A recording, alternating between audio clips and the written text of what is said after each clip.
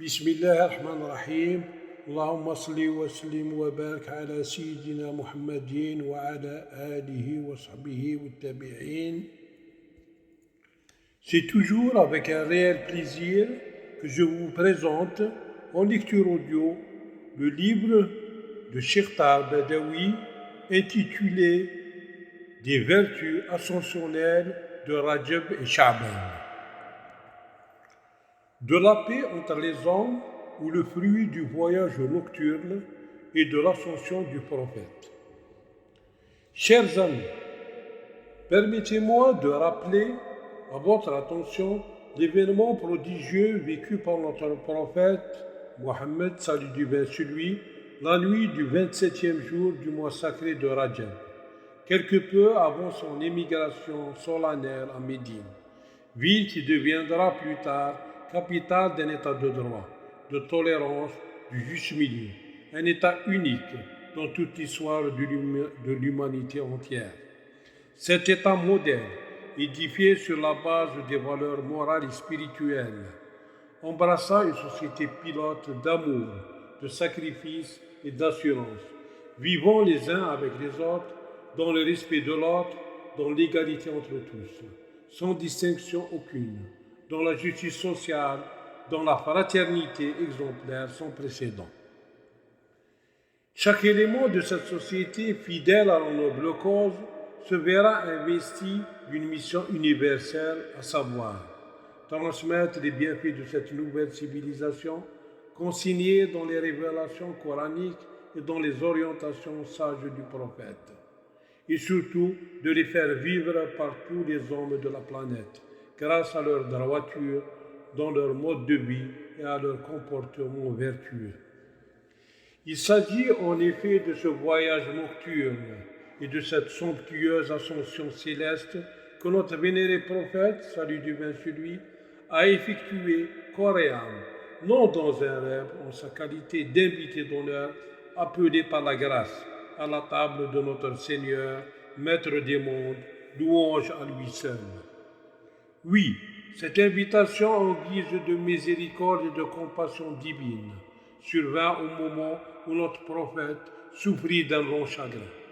Il perdit le soutien moral et physique de jadis à cause de la mort de son oncle paternel Abu Talib, qui fut pour lui le véritable père protecteur, et du décès de son épouse, d'âme noble et pure, Khadija, son admirable compagne, qui s'était donnée à lui alors qu'il était pauvre, croyant profondément en sa mission alors qu'il était traité d'imposteur. Oui, la confidente intime de tous ses espoirs et la tendre consolatrice de tous ses désespoirs.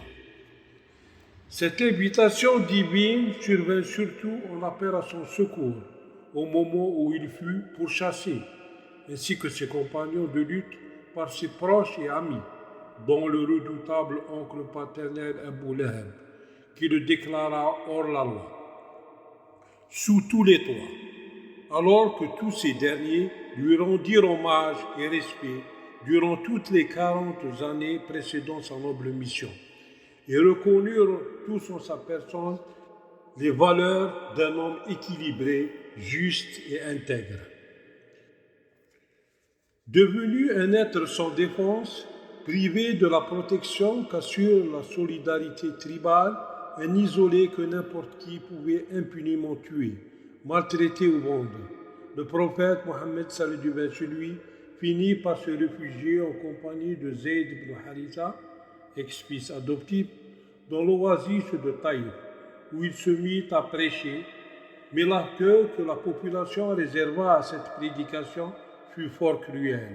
Il faillit perdre la vie. Abandonné, inquiet, sans patrie, le prophète s'adressa au Dieu le compatissant. Je me réfugie en toi, Seigneur, contre ma faiblesse et mon impuissance. Tu es le Dieu des faibles, tu es mon Seigneur et mon Dieu. M'abandonneras-tu aux inconnus ou à mes ennemis pour faire de moi ce qu'ils veulent? Mon Dieu, je n'ai personne autre que toi, Seigneur sur qui je puisse m'appuyer. Quoi qu'il en soit, si tu n'es pas irrité contre moi, alors toutes les épreuves, que je subirai me serait fort indifférente. Pour retourner à la Mecque, sans s'exposer à une mort certaine, il lui fallut une protection, celle de Mut'am ibn Adiya, lequel accepta de lui accorder bon accueil. En dépit de tout cela, le vénéré prophète, salut du vers sur lui, eut la certitude en sa qualité de l'élu du ciel et du protégé par la divinité suprême, qui ne peut être livré à lui-même, mais il doit subir, à l'instar de tous les prophètes et messagers de Dieu, son lot d'épreuves. Voilà sans tarder survint l'événement heureux. Le premier verset de la sourate dite l'Isra, le voyage nocturne, signale la première étape de ce périple que voici. Gloire à celui qui a fait voyager de nuit son serviteur de la mosquée sacrée de la Mecque à la mosquée très éloignée de Jérusalem, dont nous avons béni l'alentour, afin de lui montrer certaines de nos merveilles. Il est vraiment l'audient, le clairvoyant. Quant à la seconde étape, elle en a été brièvement relatée par les premiers versets de la sourate dite Nejm ou l'étoile. Il convient de souligner à ce titre que notre prophète, salut divin sur lui, dormait dans la maison de sa cousine Hani, fille de son oncle Abu Talib et sœur de Ali, qui deviendra son gendre plus tard, maison située à proximité du sanctuaire sacré de la Kaaba. Il fut réveillé par l'ange Gabriel qui pénétra par une brèche faite dans le toit. Le prophète nous raconte. L'ange Gabriel, dit-il, descendit par cette brèche dans la pièce où je dormais. L'ange fondit ma poitrine et la lava avec de l'eau de Zemzem, de tout ce qu'il pouvait contenir de doute, d'idolâtrie, de paganisme et d'erreur, et l'emplit de sagesse et de foi, puisé dans une aiguillère merveilleuse que les anges avaient apportée. L'ange Gabriel le saisit par la main après avoir refermé sa poitrine et le conduisit vers une monture mystérieuse, resplendissante et rapide comme l'éclair, Bourak, de taille moyenne, entre la mule et l'âne, ayant une tête de femme. Le prophète monta sur cette monture ailée. Il fut d'abord acheminé vers le mont Sinaï, où Dieu, gloire à lui seul, parla à Moïse, à Bethléem, lieu de naissance de Jésus, et à Héran, où est enterré Abraham, que Dieu les comble tous de son salut. D'autres versions authentiques ajoutent que lorsque le prophète arriva à Jérusalem, il entra dans la mosquée ultime, où il fit une prière de 2 prosternations, la Ka'at. Puis l'ange Gabriel lui apporta un pot de vin et un pot de lait. Le prophète prit par intuition lumineuse celui qui contenait le lait, ce qui fit dire à l'ange accompagnateur, tu as choisi la prime nature. Au cours de chacune de ces haltes, le prophète fit ses prières. Arrivé à Jérusalem, il descendit de sa mystérieuse monture et pria sur les ruines de Salomon, fils de David, avec Abraham, Moïse et Jésus. Il y rencontra l'ensemble des prophètes et messagers de Dieu, qui sont au nombre de 124 000, dont 313 messagers, depuis Adam, père de l'humanité. Ensuite, il dirigea en leur compagnie les prières dans l'enceinte de la mosquée d'Al-Aqsa, que Dieu la purifie de même que tous les lieux sacrés sur terre, de quelque religion qu'ils soient, de la souillure des tyrans, de l'infamie des sionistes et de la turpitude des colons. C'est à cette étape que prend la fin de la première partie du voyage d'Isra, effectué de la mosquée sacrée de la Mecque à la mosquée lointaine de Jérusalem. Le sens en est l'affirmation de l'unité de la prophétie, la proclamation sous forme d'une chaîne symbolique, unissant tous les envoyés de Dieu, de l'identité des messages divins, transmis par tous les prophètes, notamment Abraham, Moïse, Jésus, Mohammed, que Dieu les comble de sa grâce et de son salut. En effet, à cette étape terrestre succède l'étape la plus importante de ce voyage, l'étape céleste, fut décrite avec éloquence par le Saint-Coran comme suit. par l'étoile à son déclin. Votre compagnon ne s'est guère égaré ni induit en erreur. Il ne peut prononcer aucune parole sous l'effet de la passion, mais c'est uniquement une révélation inspirée que lui a enseigné un être à la force prodigieuse, Gabriel, doué de sagacité, qui se tint en équilibre devant lui alors qu'il fut à l'horizon supérieur. Puis l'être s'approcha et demeura suspendu à la distance de 2 portées d'arc, ou moins encore. Dieu révéla ainsi à son serviteur ce qu'il lui révéla. Le cœur n'a point menti en ce qu'il a vu. Le prendrez-vous à partie pour ce qu'il contemple?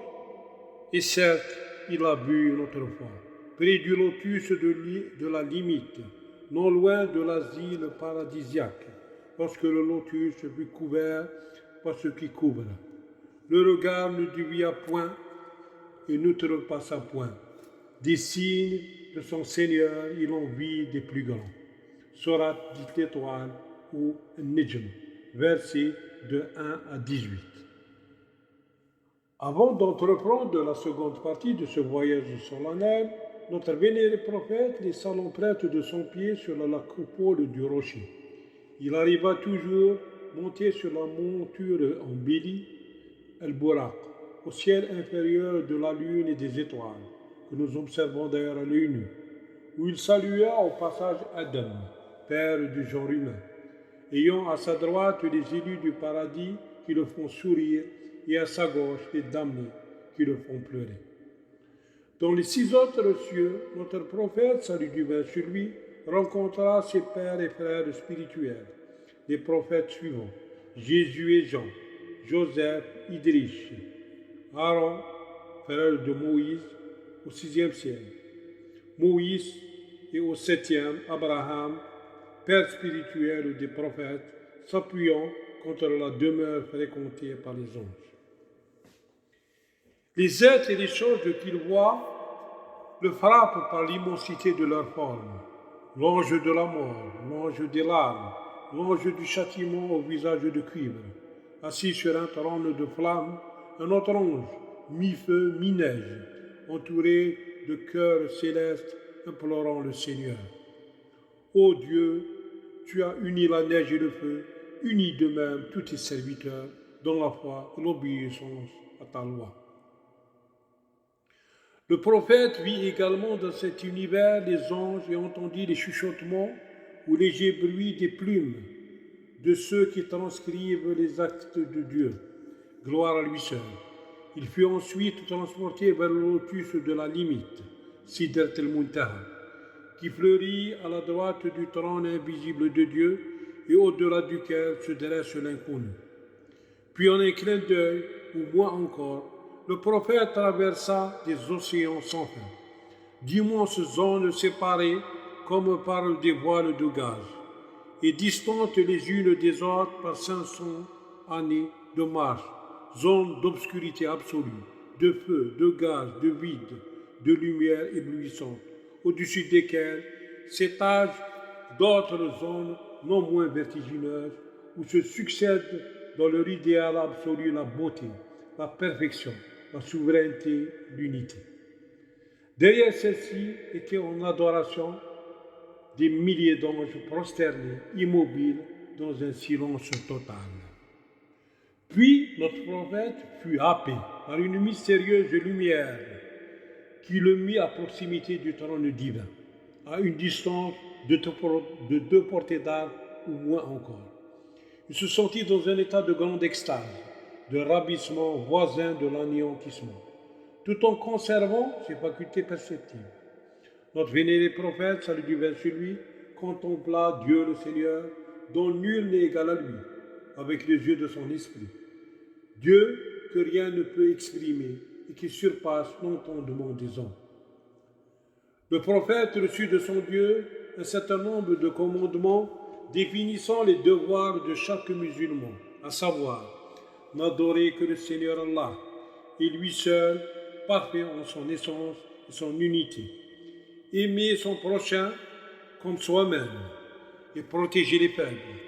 Aimer, vénérer et assister son père, sa mère, ses proches, accueillir les infortunés, les orphelins, les abandonnés, les voyageurs, les étrangers, en les considérant comme des hôtes de Dieu.